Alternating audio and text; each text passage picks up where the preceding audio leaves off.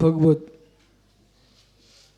अमृत चंसों में जिन प्रवचन रहस्य कोश अपर नाम पुरुषार्थ द्विपाय ग्रंथ में सकल चारित्र की व्याख्या कर रहे हैं।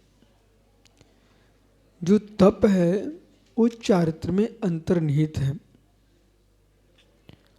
और विभार चारित्र विभार तप, निश्चय चारित्र निश्चय तप, अंतरंग बहिरंग तप, अंतरंग बहिरंग तप और निश्चय तप। आज इस पे आपको विचार करना है। बहिरंग तप बाहर दिख रहा है, वो 6 प्रकार का है। अंतरंग तप दिखाई नहीं देता है, वो 6 प्रकार का है। ऐसे 2 प्रकार का 6 6 12। लेकिन जो अंतरंग तप है वो निश्चय तप नहीं है, इसे समझना चाहिए। अंतरंग तप है वो निश्चय तप नहीं है। जैसे विभार तप बहिरंग तप निश्चय तप नहीं है, ऐसे अंतरंग तप भी निश्चय तप नहीं है। बोले क्यों? यदि आप प्रायश्चित लेते हो तो चित्त की शुद्धि के लिए ले रहे हो, अंतरंग में विशुद्धि है, इसलिए अंतरंग तप है, बात दिखने नहीं है। आप विनय कर रहे हो, अंतरंग आर्जव आदि भावना है, पर करने की आकांक्षा है, यह है। स्वाध्याय आदि ध्यान आदि, तो ध्यान 2 प्रकार का, निश्चय ध्यान विभार ध्यान। निश्चय ध्यान विभार ध्यान, पंच परमेष्टि का आश्रय करके जो ध्यान हो रहा है वह है, स्थान दे देना बेटा थोड़ा।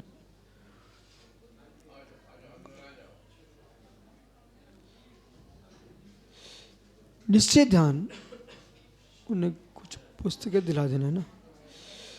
निश्चय ध्यान विभार ध्यान,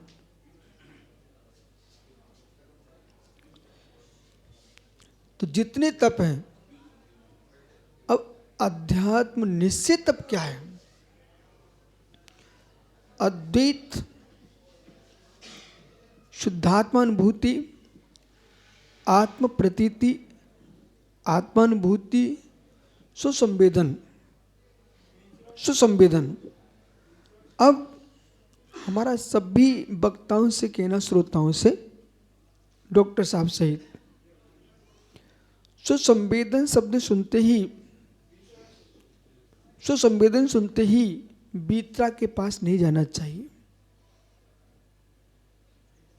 सुसंवेदन सुनते ही वीतराग के पास नहीं जाना चाहिए, क्योंकि सुसंवेदन जो है वो आत्मा का धर्म है। सुसंवेदन आत्मा का धर्म है, वो त्रिकालिक है, जीव का लक्षण है सुसंवेदन। सुसंवेदन नहीं मानेंगे तो आप नैयायिक हो जाएंगे। सुसंवेदन आत्मा का धर्म है, त्रिकालिक है। तो जो त्रिकालिक आत्मा का संवेदन धर्म है वह सराग वीतराग दोनों की होता है। घट महम मात्मनम वेदमी, जैसे मैं घट को वेदता हूं ऐसे आत्मा को ही वेदता हूं। तो मैं सुपर ज्ञानी हूं, सुपर प्रकाश प्रदीपवत। तो ज्ञान का धर्म सुपर प्रकाशी है। पर को बहिर व्याप्य व्यापक भाव से जानता है, निज को अंतर व्याप्य व्यापक भाव से जानता है। इसलिए मैं ये कहना चाह रहा हूं, आप जो है प्रथम गुणस्थान से 14वें गुणस्थान तक नहीं, सिद्धों तक सुसंवेदन स्वीकार कीजिए। पहले प्रथम गुणस्थान से संवेदन स्वीकार कीजिए। इसके उपरांत फिर संवेदन में आप सम्यक अपेक्षा भेद, चारित्र अपेक्षा भेद, ज्ञान अपेक्षा भेद, ये सुसंवेदन भेद कीजिए। हो ये रहा ना, तुम जो लड़ रहे हैं ना आपस में सुसंवेदन के नाम पर, उन्हें संवेदन स्वयं कर ही नहीं रहे। जिस संवेदन के लिए तुम लड़ रहे हो, तुम लड़ाई का संवेदन कर रहे हो। पहले सुनिए, पहले सुनिए आप ध्यान से। स्वसंवेदन आत्मा का धर्म है। हम आपकी बात समझ रहे हैं, आप हमारी बात समझिए। विश्व परिवार बैठ जाए बेटा, बहुत गहरा विषय है। सामान्य रूपे सुसंवेदन सत्य, आपका श्लोक क्या हो रहा है? हाँ सुनिए अब ध्यान से। ठहर भाई। सुसंवेद वक्त तनु मातु नृत्या अत्यंत सुखवान आत्मा लोकालोक विलोकना।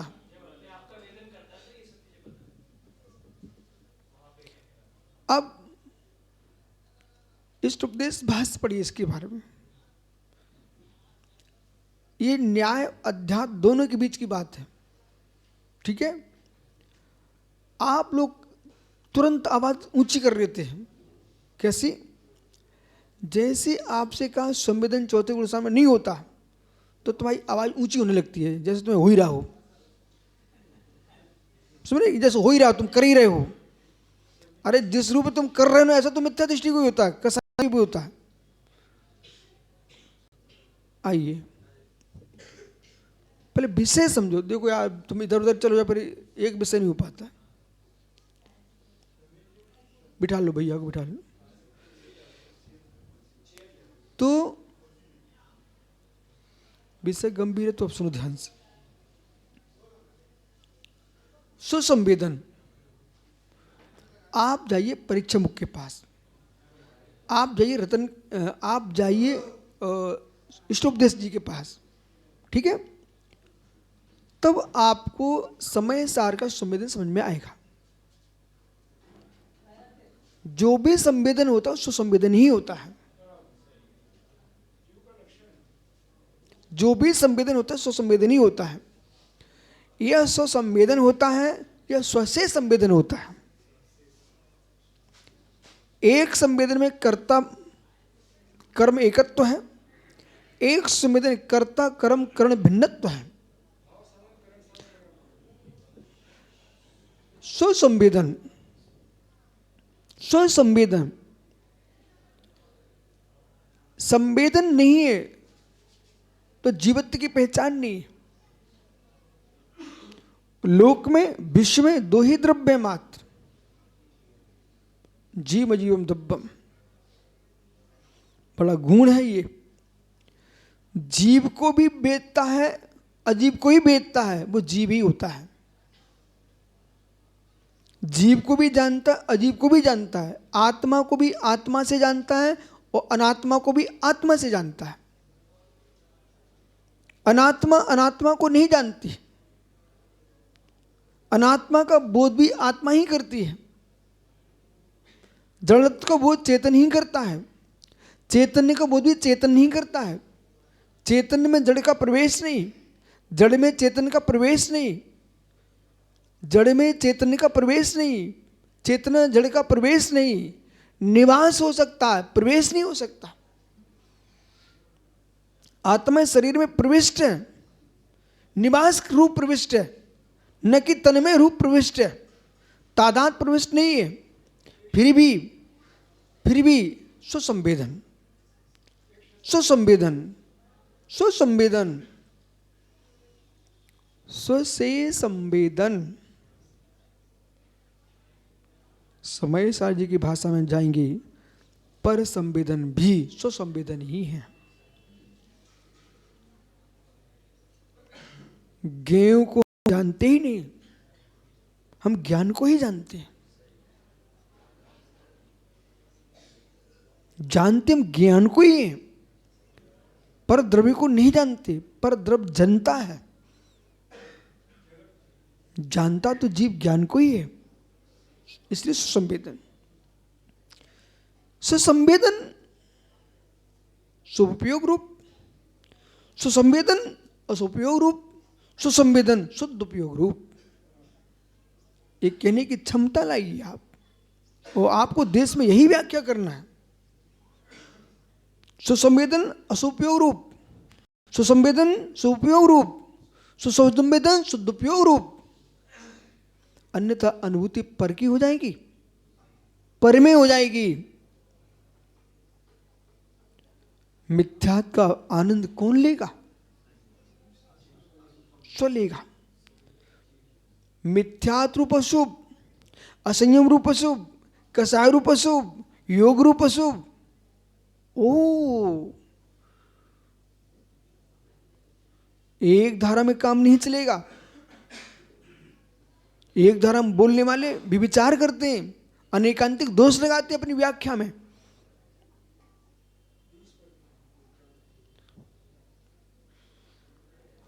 तो असंयम रूप चतुर्थ गुण स्थान में भी अशुभ उपयोग। संयम असंयम रूप अशुभ पंचम गुण स्थान में भी होता है। प्रमाद का साजन अशुभ छठ में भी होता है। कसाजन अशुभ सात में भी होता है। योगजन अशुभ 13वें तक होता है। बिल्कुल विकल्प नहीं करना। यदि विकल्प आपने किया तो फिर 18 शील की पूर्णता मान लीजिए, फिर आप 13वें गुण स्थान में, पर नहीं है ना। तस्कर के साथ रहने से तस्कर कहलाओगे। शराबी के बगल में कभी नहीं बैठना चाहिए। और जिनके स्वभाव ठीक नहीं है, जिनका चारित्र ठीक नहीं है, जिनकी गर्मा ठीक नहीं है, उनके साथ उन जैसे बनने की बात असम के साथ करे तो अच्छी बात नहीं है। हमको अधरों पर ही नहीं आना चाहिए। नहीं बालक सुनो, अभी क्या चल रहा है? कर्णान्योग की सूक्ष्म धारा के पास जाइए। कर्णान्योग की सूक्ष्म धारा के पास जाइए। यदि उपहास में भी किया है तब भी प्रभावित है। ठीक है। सुसंवेदन, स्वसंवेदन, इसलिए आपको स्वीकार करना चाहिए। सुसंवेदन शब्द आते ही एकत्वभूत नहीं देखना चाहिए। संवेदन संवेदन में अन्योन्या भाव देखिए आप। स्वसंवेदन, संवेदन नहीं स्वसंवेदन। हम संवेदन ले रहे हैं किससे? स्व से संवेदन ले रहे हैं। स्व का, पर का भी लेंगे तो स्व से ही लेंगे आप। अब चलिए, मति श्रुति ज्ञान से संवेदन, मति ज्ञान से संवेदन, श्रुति ज्ञान से के कौन से संवेदन, मति ज्ञान के कौन से भेद से संवेदन? बालक समझ रहे ना आप अर्थस्य। फिर बहु संवेदन कि एक भी संवेदन, एक 12 भेद कीजिए। ये संवेदन में जाएगा सब विषय। आप अपने संवेदन, देह संवेदन, इंद्रिय संवेदन की आध्यात्मिक संवेदन, रत्नात्रय संवेदन, सम्यक दर्शन संवेदन, सम्यक ज्ञान संवेदन, सम्यक चार्ज संवेदन। सम्यक चार्ज में कौन से चार्ज का संवेदन? सामायिक क्षेत्रोपस्थापना, पर्यावसिक सुपरिथा ख्यात। इतने भंग बनाइए आप, एक सुंदर ग्रंथ लिखा जा सकता है। सुसंवेदन मात्र। अब जो संवेदन है इसे हम निश्चित तप नहीं कहेंगे। ये सबके होता है, सबके होता है। इसलिए रेणतम न बट्टी अपन मोतु, ये कब कहना? तत्व डियोप्पा, इन तीनों से युक्त आत्मा सुयस सागर, वो रत्नात्रय आत्मा है। न कि आप ये असंयमियों की आत्मा रत्नात्रय रूप है। चतुर्थ गुण स्थान के रागी यही कर लेते हैं। इन तीन से आत्मा ही रत्नात्रय है। आत्मा रत्नात्रय है ही नहीं। आत्मा तो मात्र ज्ञान दर्शन स्वभावी है। सम्यक दर्शन उत्पन्न होता है, सम्यक ज्ञान उत्पन्न होता है, सम्यक से उत्पन्न होता है। यदि आपने रत्नात्मक धर्म मान लिया, रत्नात्मक धर्म मान लिया, तो मिथ्या दृष्टि रत्नात्रयधारी और सिद्ध भगवान रत्नात्रयधारी। ना सिद्ध भगवान रत्नात्रयधारी होते, ना मिथ्या दृष्टि से रत्नात्रयधारी होता है। एक रत्नात्रय फल प्राप्त कर चुका है और एक पास रत्नात्रय है ही नहीं। अब संधि कृतम प्रथम भवती, बुद्धिपूर्व धारण किया था वो वृत्ति होता है। इसलिए निश्चय आगम को समझने के लिए, निश्चय को समझने के लिए बुद्धि को विकसित करना पड़ेगा। इसलिए मैं किसी पंडित की बात में मानता नहीं हूं। जो विद्वान आगम के अनुकूल कहते हैं उसकी बात में बच्चे की भी मानता हूं। इसलिए कभी जीवन में अपना ज्ञान तुम्हारा आगमिक है समकित सागरी, तो किसी विद्वान की बात तुम प्रभावित, तो हमें नहीं बनने का जीवन में सुव्यवस्था कभी नहीं बनना। बोले क्यों? तुम जहां से बोल अपने चिंतन दौड़ने की आगम तुम्हारे पास है कि नहीं, और जितनी अंश का आगम उसको खोलिए, आप स्पष्ट कीजिए। संवेदन सुसंवेदन रत्नत्रय नहीं होता है। रत्नत्रय युक्त जो संवेदन है वो शुद्धात्म संवेदन है, निश्चय संवेदन है। इसलिए 2 मिनट निश्चय तप की व्याख्या चल रही है यहां पर। तो निश्चय तप है, अंतरंग बहिरंग तप को स्वीकार करके जो आत्मा में लीन है, ऐसा ही निश्चय तप होगा। विभार तप के अभाव में कोई निश्चय तप नहीं होता। ऐसा ही बोलना समकित सागर सर्वत्र। विभार रत्नत्रय के भाव में निश्चय तप होता ही नहीं। केले के पुष्प आए नहीं और फल लग गए, ये होता ही नहीं। मां पुष्पवती न हो, तीर्थंकर को छोड़ दीजिए, मां पुष्पवती न हो और गर्भवती हो जाए, ऐसा होता ही नहीं। त्रियंचनी की नहीं होता, मनुष्य ने क्या होगा? फल भी आते पुष्प के पहले आते हैं, पुष्प के पहले पुष्प फिर फल आएंगे। ऐसे ही चारित्र पहले होगा, बुद्धिपूर्वक स्वीकार करेगा तब निश्चय तप होगा। बाह्यम तपा परम दुस्तरमाचरस्तम माध्यात्मिक तपसा प्रणिनार्थम। ये क्या, ये संबंध के माने कि तुम्हारी माने? जिनको न्याय का ज्ञान नहीं, न्याय का ज्ञान नहीं, निर्णय तत्व का है नहीं, उनकी बातें मान करके मिथ्यात्व मत डूब जाना। चारित्र का भ्रष्ट पतित होगा, एक बार सुधर जाएगा, पर ज्ञान भ्रष्टों की कभी कल्याण नहीं होगा। ज्ञान भ्रष्ट सबसे पापी होते हैं, क्योंकि ज्ञान भ्रष्टों के द्वारा स्वयं का भी कल्याण होता है, दूसरे का कल्याण होता है। जिनके ज्ञान में कमी है, एकाकी पक्ष में घूम रहे हैं, जो एक पंथ में डूबे सब ज्ञान भ्रष्ट लोग हैं। जो एक पंथ की ओर खिंच रहे हैं सब ज्ञान भ्रष्ट लोग हैं। स्यादवादी ज्ञान कौशल्य किसी पंथ की ओर नहीं जाता है, वो तत्व का निर्णय करता है। ये सुब्रत सागर दमंगी से कहना सीखना, कहीं दबने का विषय नहीं है। जो एक पंथ में झुकने जा रहे हैं, झुक चुके हैं, झुकने की इच्छा रख रहे हैं, सब मिथ्या दृष्टि लोग हैं। सम्यक दृष्टि जीव मध्यस्थ भाव से सुनता है, जानता है, विवेक निर्णय लेता है।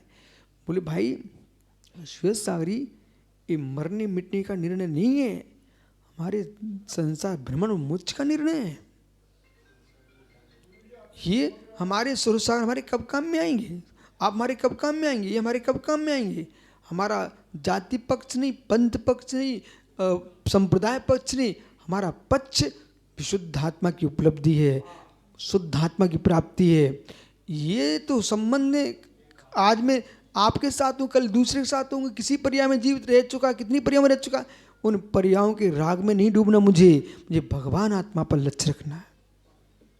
जब मैं तीर्थंकर महावीर की आत्मा को अपनी आत्मा नहीं मानता हूं, परमात्मा को अपनी आत्मा नहीं मानता हूं, परमात्मा स्वतंत्र है, मेरी आत्मा स्वतंत्र है, परमात्मा से मैं परमात्मा नहीं बनूंगा, मैं अपनी आत्मा की आराधना से परमात्मा बनूंगा। इसलिए 2 मिनट रुकोगे क्या? तो निश्चय तप समके साहब समझ रहे ना, सुबह हमने एक नया विषय दिया था, आपको दिया था ना, तो अब मैं आपके सामने उत्तर दे रहा हूं। क्या गहरा विषय था वो यहां लेके आइए, बिना बोले लाना है। कैसे? तुम नैयायिक हो जाओगे, वैशेषिक हो जाओगे। नीति की व्याख्याएं और लौकिक की मधुरता की व्याख्याएं अलग हैं। सिद्धांत तगड़े रहना चाहिए, सिद्धांत में कमी नहीं आना चाहिए। ये जीवन पानी के बबूले की भांति है, ये चिड़िया आत्मा चिड़िया है, शरीर पिंजड़ा है, ये तो बात तो जगत कर लेता है। वो ऐसा आत्मा चिड़िया ऐसी नहीं है कि जैसे पिंजड़े में चिड़िया है। पिंजरा तोड़ दो ना तो चिड़िया उड़ जाएगी, पर शरीर तोड़ोगे ना तो मर जाओगे। वहाँ विवेक लगाना पड़ेगा। ये चिड़िया कैसी है सुनो, मैं आपको बोल रहा हूँ, वो चिड़िया संयोग है, अधिकरणभूत है। जो चिड़िया पिंजड़े में है वो दृष्टांत दिया कबीर जी ने, परंतु चिड़िया जो है ना, आत्मा चिड़िया नहीं है, वो दृष्टांत उदाहरण मात्र है। पिंजड़े के टूटने से चिड़िया को कष्ट नहीं होता, पर अभी तुम्हारी अंगूठी टेढ़ी कर दो ना, तुम रो पड़ोगे अभी। तो सिद्धांत का ध्यान रखिए, चिड़िया का पिंजड़े का दृष्टांत मात्र। चिड़िया पिंजड़ा जो है ना उस बंधन अपेक्षा कथन है, ठीक है ना। लेकिन पिंजड़ा जैसे पृथक है, संश्लेष रहित है, ऐसे शरीर आत्मा संश्लेष रहित नहीं है, वो संश्लेष सहित है। यहाँ चुभाओगे तो आत्मा को कष्ट होगा, पिंजड़ों को ऐसे चुभाओ तो चिड़िया को कष्ट नहीं होगा, समझ रहे कि नहीं। इसलिए ये तो ध्यान रखना, अध्यात्म दृष्टि से इस शरीर से राग मत करो, पिंजड़े के समान छोड़ना पड़ेगा, इतना ही कहना।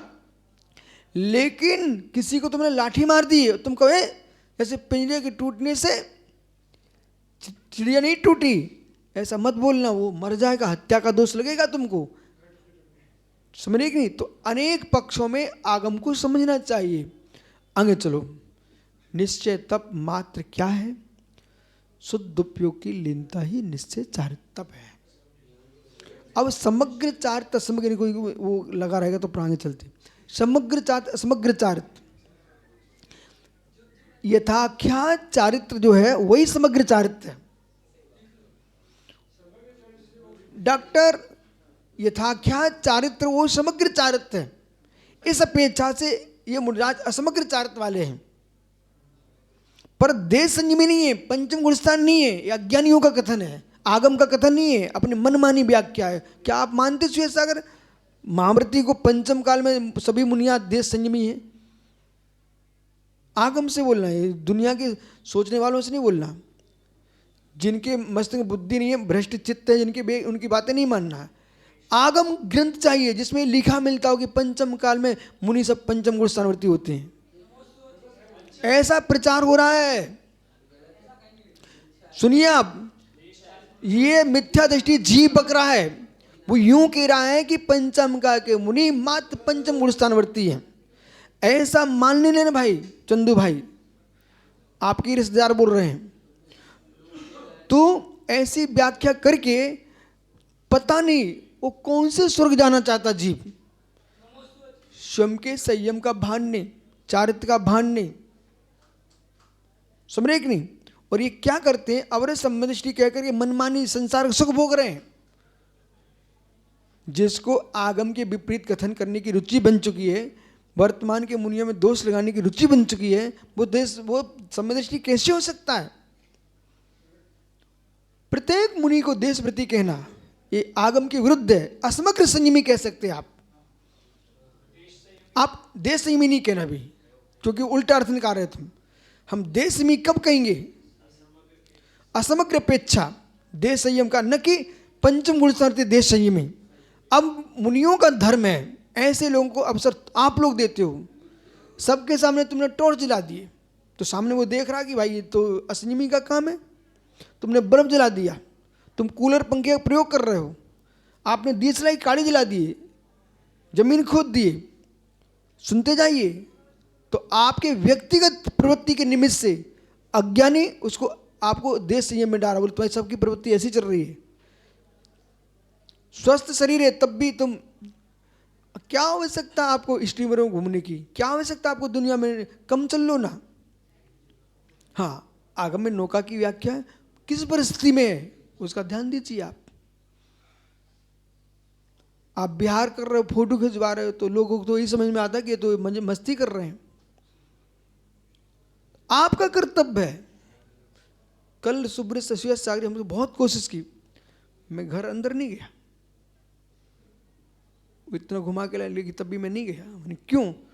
बोले मेरे पीछे भी मेरी शिष्यों की भीड़ है, इसमें एक कदम मैं रखूंगा तो ये सब आगे चौके में जाएंगे फोटो खिंचाने के लिए।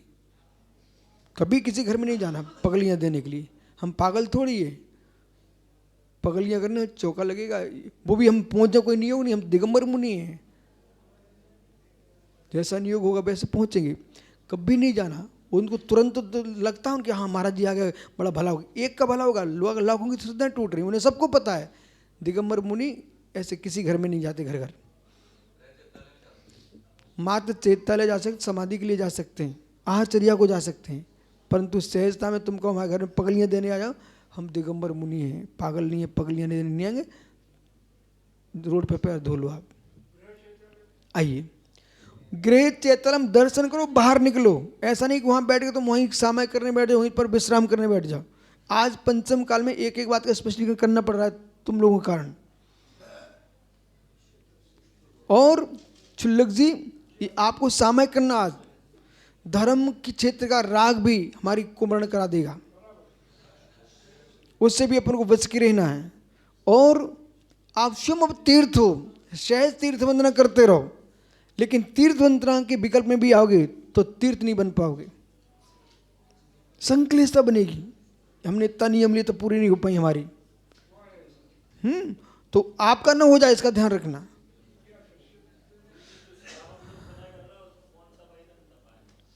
उनका अभ्यास रूप तप है।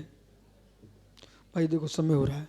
चार तंत्र भाव तपोपी, कल ग्रहण आया ना, अब शुरू करो। अन्यसन मोदरियम विवेक रस त्यागा काय क्लेशो वृत्ते संख्या निसभ्यमती तो बाह्यम।